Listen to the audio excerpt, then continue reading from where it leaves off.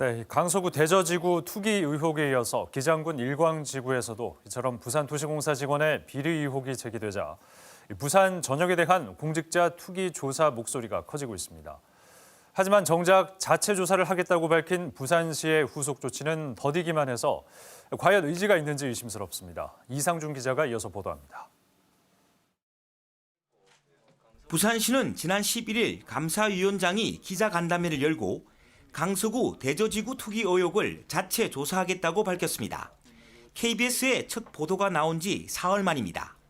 부산시 관련 직원과 가족, 부산도시공사 전 직원과 가족의 토지 보유와 거래 여부를 조사하려면 개인정보 활용 동의서를 받아야 하지만 감사위원회는 나흘이 지나도록 대상자도 확정하지 못했습니다.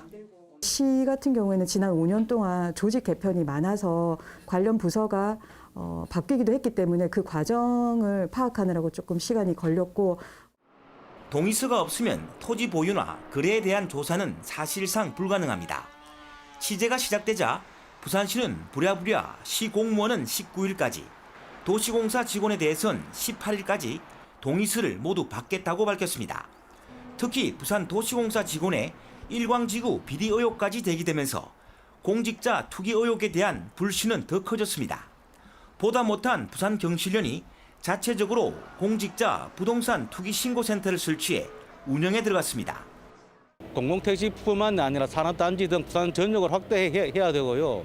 부산시청과 구청, 시의원, 구의원까지 전체 확대해야 될 거라고 보여집니다.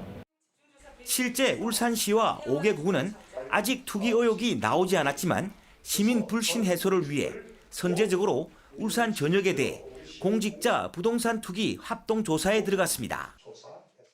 LH 직원들의 내부 정보를 활용한 부동산 투기 의혹이 제기되면서 국민들의 분노를 사고 있는 가운데 부산에서도 실제 이런 투기가 있었는지 부산시의 속 시원한 조사가 시급해 보입니다.